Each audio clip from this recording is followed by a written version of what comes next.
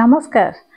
आज मुझे आपण गोटे प्राणायाम जो मानकर निद हेउना अनिद्रा जनित समस्या माइग्रेन जनित समस्या अच्छी नर्वस सिस्टम रे कौन समस्या अच्छी निद हेब ना कंसंट्रेशन करि पारु नाहंती से आज प्राणायाम टी बहुत हेल्पफुल।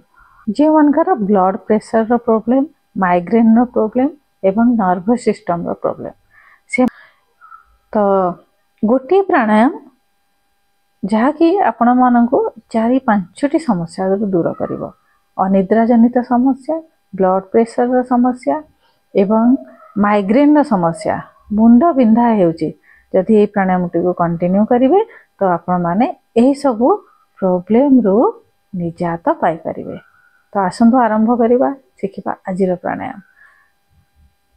प्रथमे दुई हाथर पापुली को खोला कर रखिए वृद्धांगुठी को कानर होल हल्का भाव में बंद करेंगे। सेकेंड आंगुठी आम रखा आखिर तले आखि बंद करवा मध्यम अंगुली को आम रखा मध्यम आंगुठी नाकर तले फोर्थ रे हमर अनामिका आंगुठी ओठर तले एवं लिटिल फिंगर छोट अंगुठी कानी अंगुठी हमर चिन तले। एबे हमें दुई कांध को सीधा करवा स्पाइन को सीधा कर मेरुदंड हाड़ सीधा रखिए थोड़ी को टिके ऊपर को उठाइबे बेकर हाड़ सीधा रखिए एभली पोजिशन में आसिबे। एबे आखि बंद करेंगे रिलैक्स हो बसी जिवे गोटे गभीर निश्वास नवा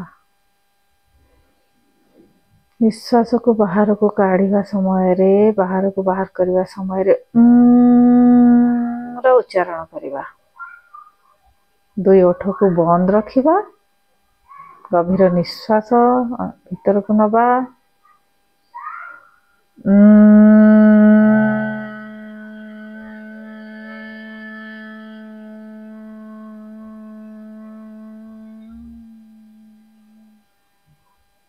ब्रीथ इन निश्वास भीतर को नेबे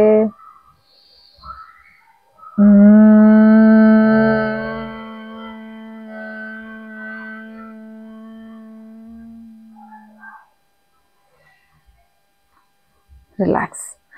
एभली आमे एही मुद्रा को 5 ରୁ 7 थर प्रैक्टिस करिबा सकाळे करिबा सोइबा पूर्वरु करिबा एवं संध्या रे करिबा 40 डेज प्रैक्टिस परे आपण मानकर जहाँ भी समस्या देखा देउची मन अशांत रहउची बुद्धि को तीक्ष्ण करिया पई मध्य एहाको प्रैक्टिस करि परिबे। बुद्धि तीक्ष्ण हो जिवो ब्लड प्रेशर नॉर्मल हो जिवो एवं माइग्रेन जनित मुंड बिंधा जनित समस्या मध्य देखा देबो नाही।